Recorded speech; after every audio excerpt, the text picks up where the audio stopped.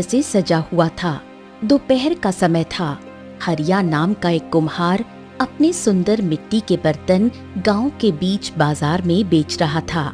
उसके बगल में उसका 10 वर्षीय पुत्र अर्जुन बैठा हुआ था। तभी एक ग्राहक वहां आ पहुंचा। अरे देखो हरिया, तुम्हारे बनाए हुए मिट्टी के खिलौने बस तुम्हारे गांव तक ही सुंदर, मजबूत और टिकाऊ होते हैं, मगर जैसे ही वो तुम्हारे गांव की सीमा पार करते हैं वो टूट जाते हैं। ये सुनकर हरिया चौंक गया। मैं आपकी बात का मतलब नहीं समझा। अरे भैया, मतलब ये है कि तूने जो मिट्टी के खिलौने बेचे थे बेकार निकले, वो बेकार। मेरा कितना नुकसान हुआ क्या तुझे पता है? अब उसकी भरपाई कौन करेगा? तेरा बाप। देखो, नफा नुकसान धंधे व्यापार में लगा रहता है, लेकिन इसका मतलब ये नहीं है कि तुम मुझसे बदतमीजी करोगे और मेरे पिता से इस तरह से बात करोगे। बहुत गलत बात है ये। तभी ग्राहक ने हरिया का गिरेबान पकड़ लिया।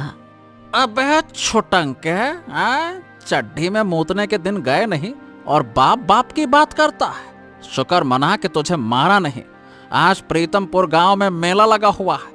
तुझसे जो बर्तन मैंने खरीदे थे उन्हें ज्यादा दाम पर बेचने वाला था, पर अब नहीं बेच पाऊंगा क्योंकि तेरे सारे मिट्टी के बर्तन बेकार निकले। मैं तुझे 2 दिन का समय देता हूँ।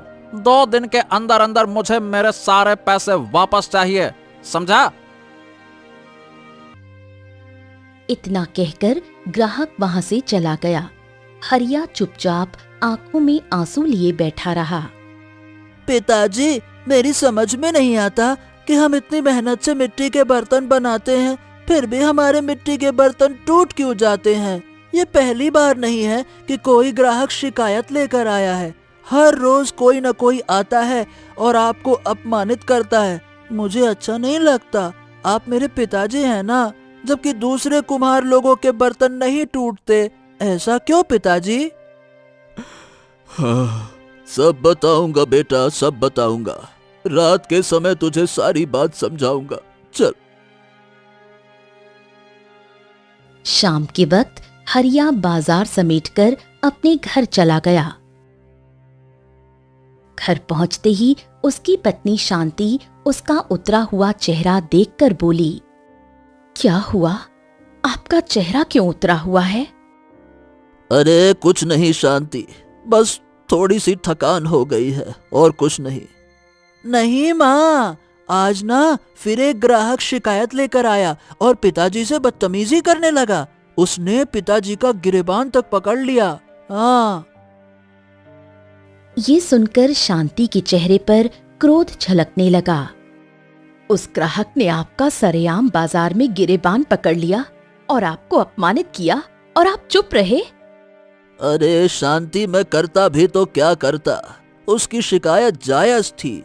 अरे भाई, तुम तो जानती हो कि हम जो मिट्टी इस्तेमाल करते हैं उसकी गुणवत्ता बहुत खराब होती है। मैंने उसके खिलौने उसी मिट्टी से बनाए थे जो टूट गए। अब 2 दिन में मुझे पैसों का इंतजाम भी करना है। समझ नहीं आ रहा कि क्या करूं, कैसे करूंगा। हाँ। इतना कहकर हरिया गहरी सोच में चारपाई पर बैठ गया और शांति खाना बनाने लगी। मैं समझा नहीं पिताजी, क्या मिट्टी में भी गुणवत्ता होती है? हाँ बेटा, हम जिस मिट्टी से बर्तन बनाते हैं वो जल्दी टूट जाती है। अच्छा, तो फिर अच्छी मिट्टी कहाँ मिलती है पिताजी? बेटा, हमारे गांव में बहुत सारे खेत हैं, जैसे सुखिया चाचा का खेत, धनिया चाचा का खेत। उनके खेतों की मिट्टी बहुत अच्छी होती है, मजबूत और टिकाऊ। मगर वो अपने खेत की मिट्टी लेने ही नहीं देते। ओह, लेकिन क्यों पिताजी? क्योंकि गांव के जमींदार का आदेश है कि कोई भी कुम्हार खेत की मिट्टी नहीं ले सकता। हाँ, लेकिन आखिर जमींदार को क्या समस्या है? ये सुनकर हरिया मुस्कुरा उठा और अपने बेटे की ओर देखकर कहने लगा, बहुत सवाल करते हो बेटा, और जो बच्चे सवाल करते हैं वो बड़े होकर बहुत बुद्धिमान निकलते हैं। अच्छा, जानते हो हमारा गांव कुम्हारपुरा क्यों कहलाता है? क्यों पिताजी? क्योंकि 75% यहाँ पे कुम्हार रहते हैं और बाकी के 25% किसान। अब दूर दराज से व्यापारी यहाँ से मिट्टी के खिलौने और बर्तन खरीदने आते हैं। जमींदार चाहता है कि जैसे उसने किसान को कर्ज देकर गुलाम बना लिया है, वैसे ही कुम्हारों को भी बना ले। वो चाहता है कि हर किसान अपने खेत की मिट्टी कुम्हारों को बेचकर धन कमाए। और मनुष्य का स्वभाव तो जानते हो बेटा, लालची होता ही होता है। तभी शांति जो रसोई में थी चौंक कर बोल पड़ी, तो क्या आप आज रात मिट्टी चुराएंगे? हाँ, मजबूरी है। मिट्टी खरीदने के लिए पैसे नहीं है और मुझे किसी भी हालत में 2 दिन में उस ग्राहक को नए बर्तन देने होंगे, नहीं तो मेरी बहुत बड़ी बेइज्जती हो जाएगी। आधी रात के समय हरिया अपने पुत्र अर्जुन से बोला, चलो सुखिया चाचा के खेत में चलते हैं, वहां से कुछ मिट्टी चुरा कर ले आते हैं। आज रात ही बर्तन बनाकर तैयार कर देते हैं, 2 दिन बाद बर्तन और खिलौने सूख जाएंगे। हाँ हाँ ठीक है पिताजी, चलो। ये सुनकर शांति घबरा गई। और अगर कहीं सुखिया चाचा ने आपको देख लिया तो कहीं वो पकड़ ना ले। ओहो, चिंता क्यों करती हो भाग्यवान, कुछ नहीं होगा। अब मुझे केवल उसके खेत की थोड़ी सी मिट्टी चाहिए, कौन सा उसके तिजोरी का धन उठा रहा हूं मैं। चिंता मत करो, मैं आता हूं। इतना कहकर हरिया ने अपने पुत्र अर्जुन को एक बोरी दे दी और कहा, चलो बेटा जल्दी चलो, आराम से चलना, हल्ला गुल्ला मत करना, है ना।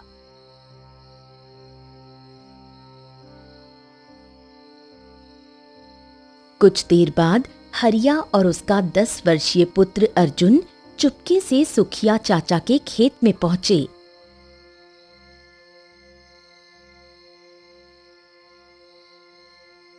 हरिया मिट्टी खोदकर बोरी में भरने लगा।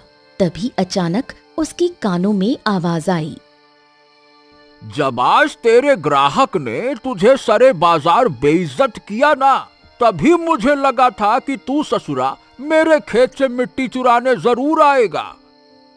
ये सुनकर हरिया चौंक गया और पलट कर देखा। उसके पीछे सुखिया चाचा क्रोधित अवस्था में खड़े थे। मुझे क्षमा कर दीजिए चाचा, मुझे केवल थोड़ी सी मिट्टी चाहिए थी। अरे मिट्टी चाहिए थी? क्या तुझे नहीं पता कि जमींदार का आदेश क्या है? किसी भी कुम्हार को मिट्टी मुफ्त में नहीं दी जाएगी, हैं? जानता हूँ चाचा, लेकिन मेरे पास धन नहीं है। अगर आप चाहें तो मुझे थोड़े समय की मोहलत दे दीजिए, मैं चुका दूंगा। शायद तू जानता नहीं है कि जमींदार ने यह भी कहा है कि अगर कोई कुम्हार मिट्टी चुराते हुए पकड़ा जाए तो उसे पेलम पेल दंड दिया जाएगा। हाँ, चल चल तू। इतना कहकर सुखिया चाचा ने हरिया को पकड़ लिया और अर्जुन को जबरदस्ती जमींदार की हवेली की ओर घसीटते हुए ले गए। जमींदार ने हरिया और उसके पुत्र को देखा तो चौंक गया। सुखिया चाचा ने सारी घटना विस्तार से सुनाई। जमींदार, ये दोनों बाप बेटे मेरे खेत से मिट्टी चुरा रहे थे। मुझे लगा इन्हें पकड़कर आपके पास लाना चाहिए, इसीलिए ले आया हूँ। अब आप जैसा ठीक समझें वैसा करें। ये रहे अपराधी। इतना कहकर सुखिया चाचा वहां से चला गया। क्यों भैया, क्या तुझे मेरा आदेश नहीं पता है क्या कि कोई भी कुम्हार मिट्टी चुराए कोई समस्या नहीं, लेकिन तूने चुराई तो बात अलग है। ये सुनकर हरिया की आंखों से आंसू निकल आए। अब आखिरकार आप मुझसे इतनी दुश्मनी क्यों निभा रहे हैं? जमींदार क्रोधित हो गया और तुरंत एक कमरे में चला गया। वो मिट्टी का एक खिलौना लेकर आया और हरिया के सामने रख दिया। ये देख, देख इसे तू ध्यान से, बता पहचानता है इसको? हाँ हाँ, मैंने ही बनाया था। जानता है तू, कुछ वर्ष पहले ये मिट्टी का खिलौना मेरी पुत्री से बातचीत करता था। ये सुनकर अर्जुन चौंक गया। हैं? ऐसे कैसे संभव हो सकता है? बिल्कुल संभव है। अबे छुटंके, क्योंकि तेरा ही पिता उस समय जंगल से कहीं से शायद कोई जादुई मिट्टी लाया था, जिससे उसने ये खिलौना बनाया। उस समय तेरे पिता के खिलौने बहुत बिकते थे। हर राज्य का व्यापारी केवल उसी से खरीदना चाहता था। बाकी कुम्हारों के बर्तन कोई देखना तक नहीं चाहता था। लेकिन फिर अचानक क्या हुआ? अचानक हुआ ये कि मिट्टी के खिलौने ने बात करना बंद कर दी और तेरे पिता के सारे ग्राहक गायब हो गए। मुझे ये जानना है कि वो मिट्टी लाया कहां से था। बता, कहां से लाया था वो मिट्टी? देखिए देखिए जमींदार जी, मुझ पर विश्वास कीजिए, मुझे सच में याद नहीं आता कि वो मिट्टी मुझे जंगल में कहाँ मिली थी। जब मैं उसे लेकर आया था तब बस एक आवाज आई थी, लालच के लिए मुझे कभी इस्तेमाल मत करना। और मुझसे वही गलती हो गई। जब धन आने लगा तो लालच भी बढ़ गया और बस सब खत्म हो गया। जमींदार ने गुस्से में मिट्टी का खिलौना फेंक दिया और डंडा उठाकर हरिया को पीटने लगा। अरे तेरी तो ले साले, झूठ बोलता है, मुझे बताना नहीं चाहता है? ले साले ले, सच सच बता दे, तू कहां से लाया था वो मिट्टी? बता। मेरे पिताजी को मत मारो मेरे पिताजी को। जमींदार ने मारना बंद कर दिया। अरे दफा हो जाओ यहाँ से। आज के बाद अगर तूने इस गांव की किसी भी खेत की ओर नजर उठाकर भी देखा तो मुझसे बुरा कोई नहीं होगा। भाग यहाँ से साले। हरिया कराहता हुआ अपने पुत्र अर्जुन को लेकर घर लौट आया। अर्जुन रोते हुए अपनी मां शांति को सारी घटना सुनाने लगा।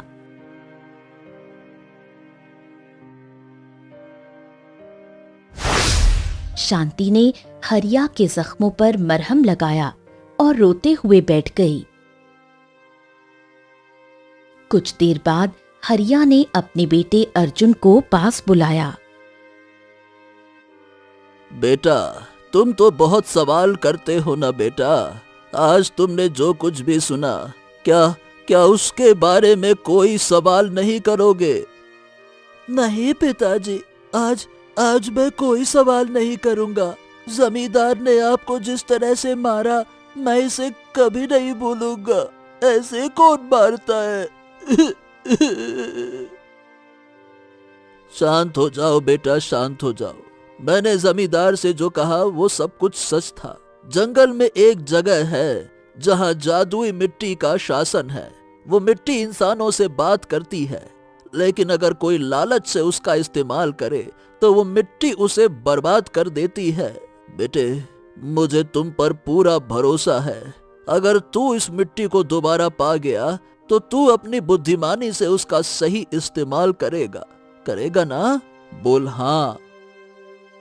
हरिया ने बेटे की आंखों में देखते हुए कहा, हाँ, और अपने पिता के अपमान का बदला जरूर लेगा।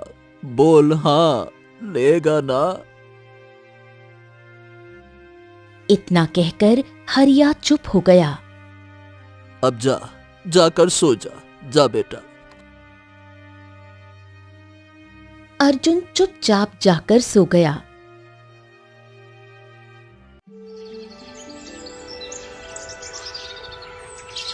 अगले दिन सुबह हुई तो उसकी माँ फूट फूट कर रो रही थी। हरिया संसार छोड़ चुका था। हरिया का अंतिम संस्कार कर दिया गया। समय ऐसे ही बीतता गया।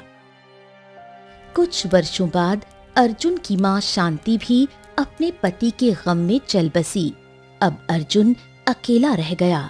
कहते हैं कि जिस बच्चे को बहुत कम उम्र में गम मिलते हैं वो बहुत जल्दी बड़ा हो जाता है।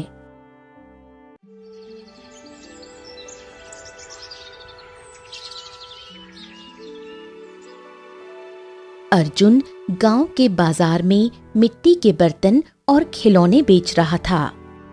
अरे भैया, मिट्टी के बर्तन, मिट्टी के खिलौने ले लो। मजबूत है, टिकाऊ है, एकदम ऐसे कि पत्थर पर फेंको चाहे पहाड़ से फेंको, नहीं है ये टूटने वाले। अरे मेरे मिट्टी के बने बर्तन हैं चट्टान से भी मजबूत। ले लो ले लो ले लो, मिट्टी के बर्तन ले लो, मिट्टी के खिलौने ले लो। बहन जी दिखाऊं क्या? देख लो। इसमें तो कोई शक की बात नहीं है अर्जुन भैया। अगर तुम्हारे बनाए हुए खिलौने सच में चट्टान से भी ज्यादा मजबूत हैं, तो लाओ अपने सारे खिलौने मुझे दे दो। इतना बोलकर ग्राहक ने अर्जुन को मुद्राओं की पोटली पकड़ा दी और अर्जुन ने उसे सारे मिट्टी के खिलौने और बर्तन दे दिए। अर्जुन खुशी खुशी अपने घर लौट आया।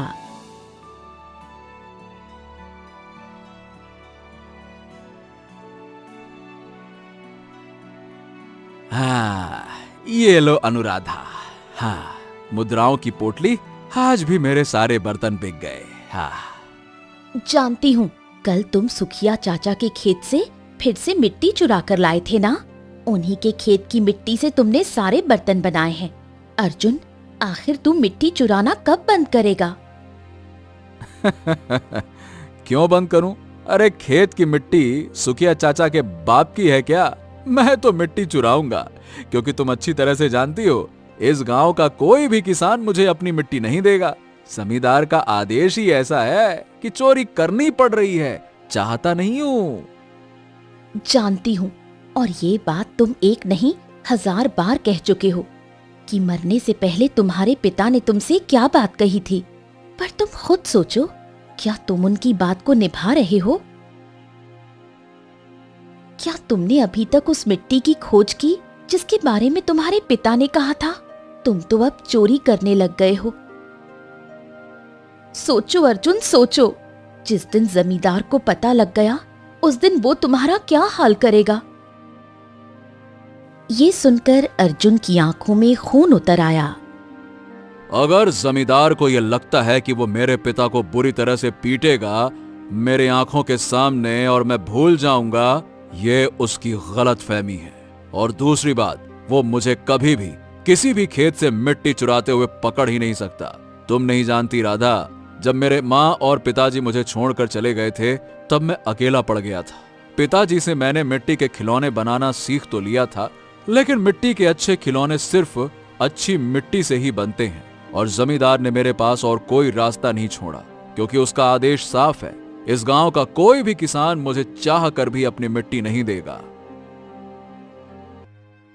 राधा ने अपने पति अर्जुन से कुछ नहीं कहा और चुपचाप खाना बनाने में लग गई। इधर दूसरी ओर बूढ़ा हो चुका जमींदार अपने घर में बैठा था। तभी वहां पर सुखिया चाचा आ पहुंचे। जमींदार, देखो भाई, मेरे कानों में रोज खबरें आ रही हैं कि अर्जुन रात के समय मेरे खेत से मिट्टी चुरा रहा है। हैं? अरे हाँ हाँ हाँ, ये बात तो तुम रोज आकर यहाँ बताते हो, लेकिन अभी तक तुम उसे रंगे हाथों पकड़ तो नहीं पाए। 20 वर्ष पहले तुमने उसके पिता को तो बड़ी आसानी से पकड़ लिया था और घसीटते हुए यहाँ तक ले आए थे। अब क्या हो गया? डर गए क्या? अरे डर नहीं गए जमींदार, ये ससुरा अर्जुन बड़ा ही चालाक है। न जाने रात के कौन से पहर वो आता है, मिट्टी लेकर चला जाता है। अब बताना, देखो मेरा कर्तव्य था। मिल जाए तो वो अपनी तंत्र मंत्र की शक्ति से कुछ ऐसा कर सकती हैं जो कल्पना से परे होगा। ऐसा क्या होगा जो मेरी कल्पना से परे होगा? रेखा की मां तुरंत एक कक्ष में गई और वहां से एक तस्वीर निकाल कर लाई।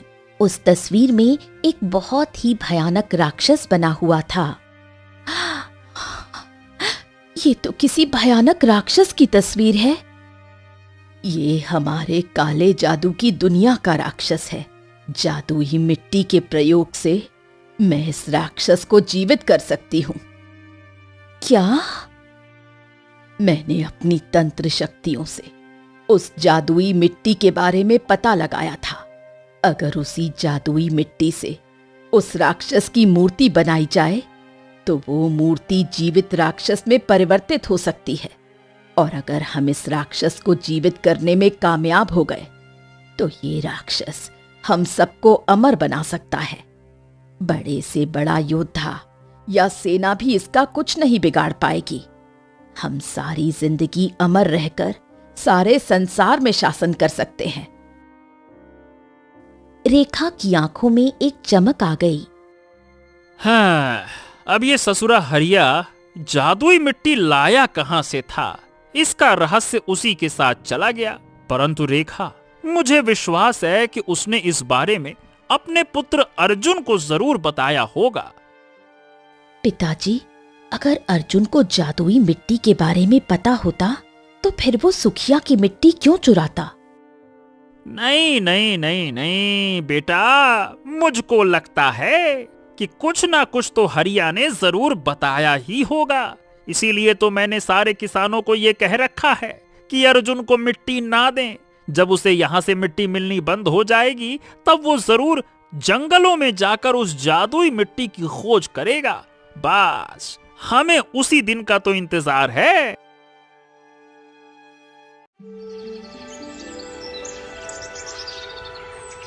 अगले दिन अर्जुन गांव के बाजार में मिट्टी के बर्तन बेच रहा था। तभी वहां पर जमींदार आ गया। वो गुस्से से अर्जुन की ओर देखकर बोला, अरे ओ मिट्टी चोर, तूने जितनी चोरी करनी थी कर ली, समझा? अब मैं तुझे और चोरी नहीं करने दूंगा। ये मिट्टी के बर्तन क्यों बेच रहा है रे? हैं? ये मिट्टी के बर्तन तूने सुखिया के खेत से चुराई हुई मिट्टी से बनाए हैं। ये सुनकर अर्जुन क्रोधित हो गया। और आप ये इतना दावे के साथ कैसा कह सकते हैं जमींदार? अरे खुद को बड़ा चालाक समझता है। सुखिया रोज शिकायत लेकर आ रहा है कि तू उसके खेत से मिट्टी तो चुरा रहा है। अब ये अलग बात है कि वो तुझे रंगे हाथों अभी तक पकड़ नहीं पाया।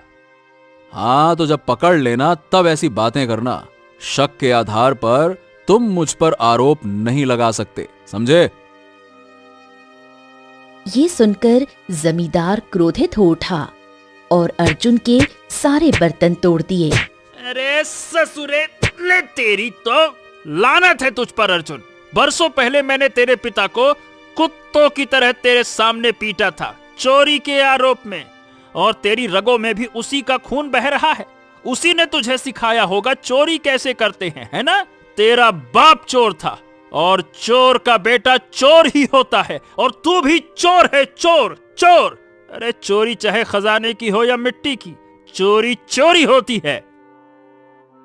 इतना कहकर जमींदार आसपास की ओर देखकर गरज कर बोला, कान खोलकर सुन लो सब। अब से 24 घंटे इस गांव के हर खेत पर मेरे नौकर पहरेदारी करेंगे। अगर कोई भी कुम्हार मिट्टी चुराते हुए पकड़ा गया तो उसकी खैर नहीं। इतना कहकर जमींदार उसके बर्तनों को ठोकर मारता हुआ वहां से चला गया। अर्जुन चुपचाप अपने घर आया और सारी घटना अपनी पत्नी को बताई। जिस बात से डरते थे वही हुआ अर्जुन। तुम्हें याद है, तुमने बताया था कि जब जमींदार ने तुम्हारे सामने तुम्हारे पिता का अपमान किया था तो तुम्हें बहुत बुरा लगा था। तुमने कहा था कि तुम वो अपमान कभी नहीं भूलोगे, लेकिन आज तुमने अपने पिता का नाम मिट्टी में मिला दिया। तुम्हें उस जादुई मिट्टी की खोज करनी चाहिए थी, पर तुम एक चोर बन गए अर्जुन। ये सुनकर अर्जुन रोने लगा। मुझसे गलती हो गई राधा, मुझे तुम्हारी बात माननी चाहिए थी। अब मैं गांव के किसी भी किसान के खेत से मिट्टी चोरी नहीं कर पाऊंगा, बल्कि जंगल में जाकर उस जादुई मिट्टी की खोज करूंगा अब मैं, और सारा जीवन ईमानदारी से काम करके बिताऊंगा। नहीं करनी चोरी मुझे अब। हाँ। इतना कहकर अर्जुन चुपचाप घर से बाहर निकल गया। तभी राधा दौड़ती हुई आई और बोली, कहाँ जा रहे हो तुम? राधा, अब मैं इस घर में तभी लौटूंगा जब मैं उस जादुई मिट्टी की खोज कर लूंगा जिसके बारे में मेरे पिता ने मुझे बताया था। मैं अब भी ये जानना चाहता हूं कि आखिरकार उस मिट्टी का रहस्य क्या है जिसने मेरे पिता को शुरुआत में धनवान तो बना दिया, लेकिन फिर बाद में इतना गरीब कर दिया कि कोई भी ऐरा गैरा नत्थु गैरा उनका गिरेबान तक पकड़ लेता था। मैं जानना चाहता हूं ये रहस्य क्या है।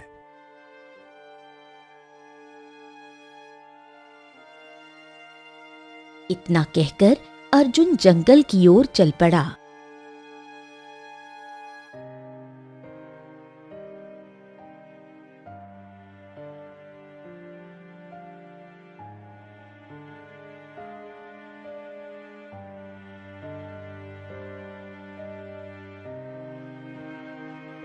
अर्जुन कई दिन तक जंगल में भटकता रहा, लेकिन उसे जादुई मिट्टी का नामो निशान तक नहीं मिला।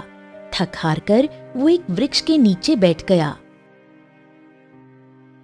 हाँ, जंगल में भटकते हुए तो कई दिन हो गए, लेकिन मुझे तो कोई भी जादुई मिट्टी का नामो निशान नहीं मिला।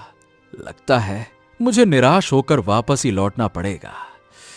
हो। तभी उसके कानों में एक थकी हुई आवाज टकराई। अर्जुन ने देखा सामने एक बूढ़ा व्यक्ति जमीन पर गिरा हुआ कराह रहा था। अर्जुन दौड़ता हुआ उसके पास जा पहुंचा। अरे बाबा, आप इस जंगल में क्या कर रहे हैं? अरे बेटा, जंगल ही मेरा घर है। मैं यहाँ से गुजर रहा था, अचानक से पैर में लग गई और गिर पड़ा। बहुत तेज प्यास लगी है। प्यास के मारे मेरा गला सूखा जा रहा है। अच्छा अच्छा अच्छा, आप चिंता मत कीजिए, मैं अभी पानी की तलाश करके आपको पानी पिलाता हूं, रुकिए।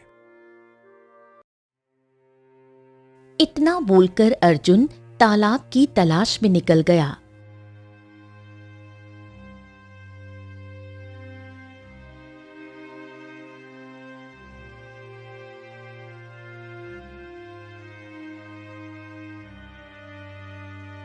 काफी दूर चलने के बाद अर्जुन को एक तालाब नजर आया। वो कलश लेकर तालाब से पानी भर लाया और बूढ़े व्यक्ति को पिलाया। बूढ़ा व्यक्ति पानी पीकर उठ खड़ा हुआ। हाँ, बेटा, यहाँ तो तालाब का दूर दूर तक नामो निशान नहीं है। तुम्हें यह पानी कहाँ से मिला? अब बाबा, पानी की तलाश में यहां से 10 कोस पैदल चलना पड़ा, तब जाकर कहीं एक तालाब मिला।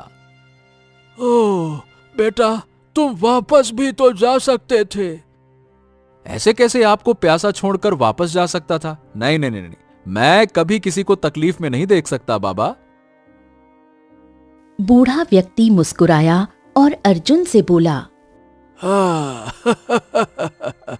ये बताओ, तुम इस जंगल में क्या कर रहे हो? अर्जुन ने उसे सारी घटना विस्तार से बताई।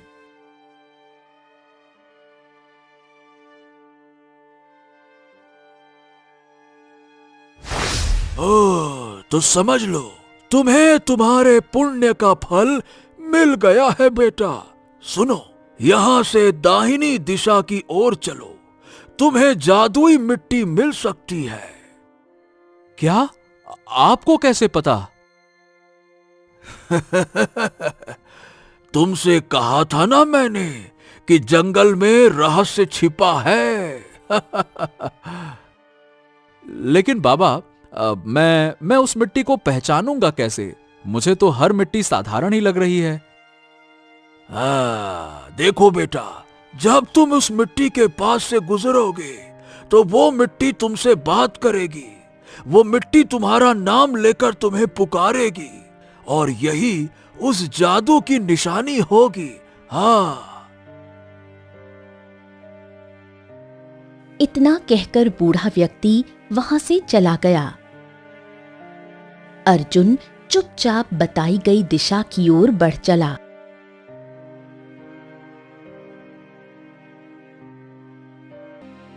बहुत दूर जाने के बाद अर्जुन को एक मिट्टी का ढेर नजर आया, जिसके सामने एक बहुत ही सुंदर तालाब था। अचानक मिट्टी सुनहरे रंग में चमकने लगी, पेड़ों से रोशनी फूटने लगी और उसी समय एक आवाज गूंजी। तो आखिरकार तुम यहाँ तक आ ही गए अर्जुन, मुझे उठाओ, मैं जादुई मिट्टी हूँ। याद रखना, अगर मुझे ईमानदारी से इस्तेमाल करोगे तो तुम्हारा भाग्य बदल जाएगा, लेकिन अगर तुम्हारे मन में लोभ, ईर्ष्या या घमंड आया तो तुम्हारा भाग्य दुर्भाग्य में बदल जाएगा। मेरा उपयोग बहुत संभाल कर करना। याद रखना, इस मिट्टी की खासियत ये है कि ये किसी के भी आंसू पोंछ सकती है। ये मिट्टी किसी की भी उदासी को दूर कर सकती है। धीरे धीरे तुम मेरे उपयोग जान जाओगे। इसका मतलब ये सचमुच में चमत्कारी मिट्टी है। अर्जुन ने तुरंत वो मिट्टी अपने पात्र में भर ली और घर की ओर चल पड़ा।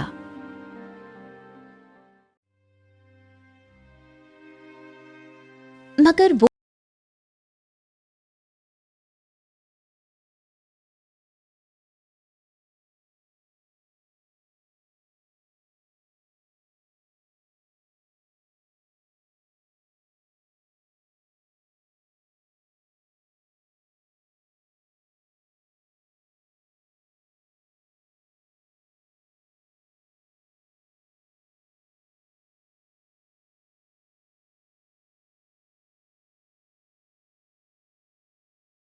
झाड़ियों से कहां से एक शेर आ गया और मेरी आंखों के सामने मेरी बेटी को उठा ले गया। तब से मैं कभी अपने घर वापस नहीं गई।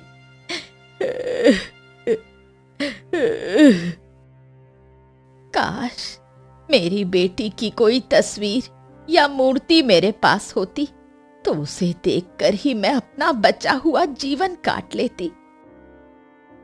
ये सुनकर अर्जुन चौंक गया।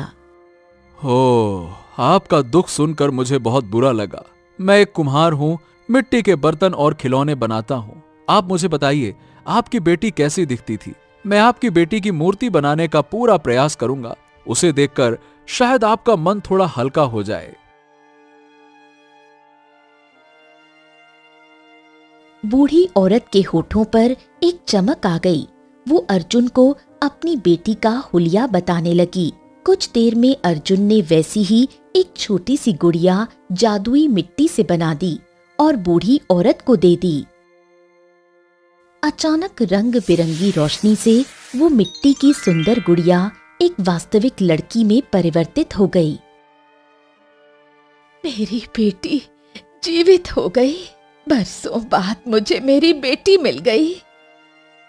इतना कहकर उसके आंसू गायब हो गए और होठों पर मुस्कान आ गई।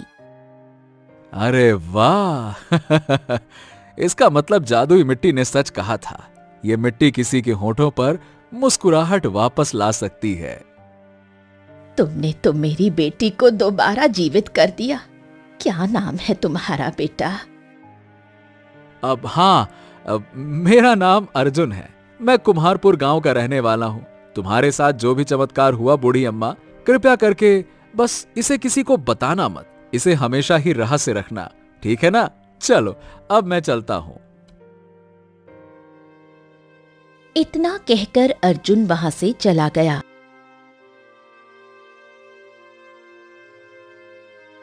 घर पर आकर अर्जुन ने सारी घटना अपनी पत्नी राधा को सुनाई।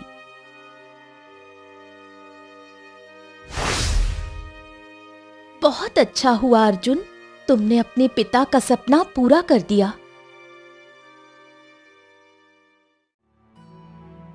अर्जुन ने दिन भर जादुई मिट्टी से खिलौने बनाए।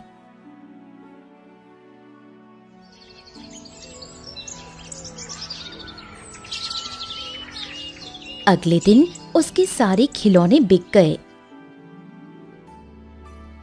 समय बीतता गया और देखते ही देखते अर्जुन अपने गांव का सबसे प्रसिद्ध कुम्हार बन गया। उसकी टूटी फूटी हवेली की जगह अब एक सुंदर हवेली बन चुकी थी। एक रात अर्जुन अपनी पत्नी राधा के साथ सो रहा था। अचानक खटर पटर की आवाज आई। अर्जुन की आंख खुल गई। उसने राधा को उठाया। राधा, तुम्हारी आवाज कैसी आ रही है? ऐसा लग रहा है जैसे कोई बर्तन बना रहा हो। चलो जाकर देखते हैं। राधा और अर्जुन बाहर गए।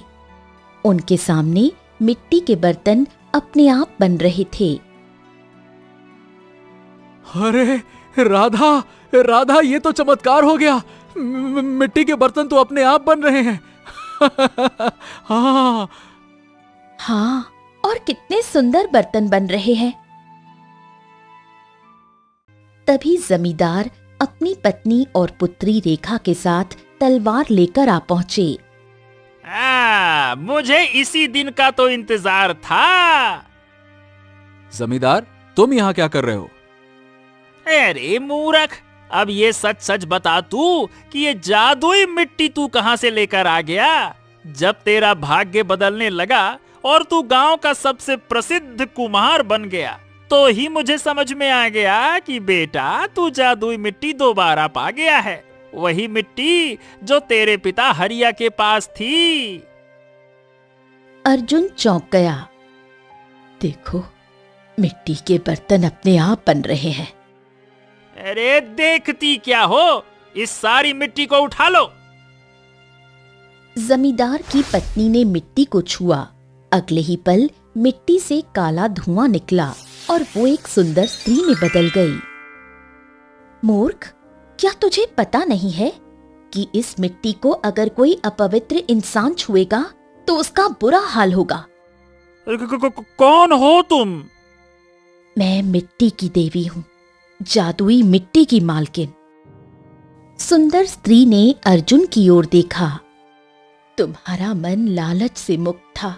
तुम्हें जो बूढ़ा व्यक्ति जंगल में मिला वो मैं ही थी। मैंने तुम्हारी परीक्षा ली थी कि तुम जादुई मिट्टी के लायक हो या नहीं।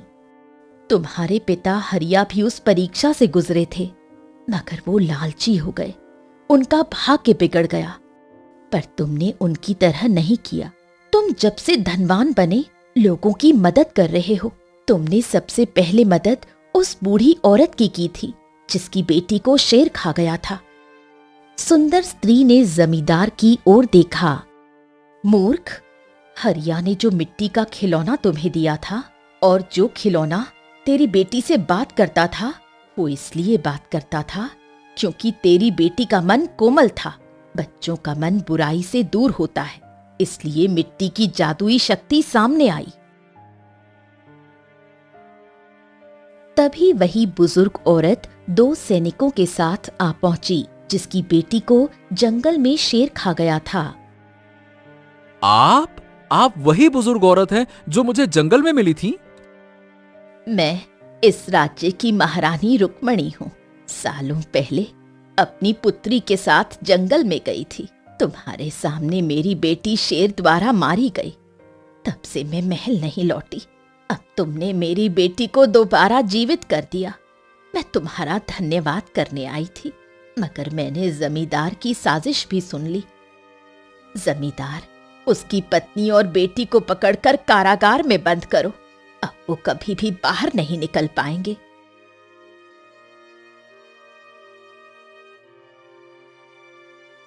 सैनिक ने आदेश का पालन करते हुए उन तीनों को बंदी बना लिया। तुम्हारा शत्रु खत्म हो चुका है। बरसों पहले तुम्हारे पिता हरिया लालची हो गए थे। मिट्टी की शक्ति के कारण वो भूल गए थे कि मिट्टी कहां से आई थी। याद रखना, जिस दिन तुम्हारे मन में लालच आएगा, तुम भी भूल जाओगे कि ये मिट्टी कहां से आई थी और तुम्हारा भाग्य भी बदल जाएगा। मगर मुझे नहीं लगता कि तुम अपने पिता जैसे बनोगे। ऐसे ही मदद करते रहना। इतना कहकर मिट्टी की देवी वहां से गायब हो गई।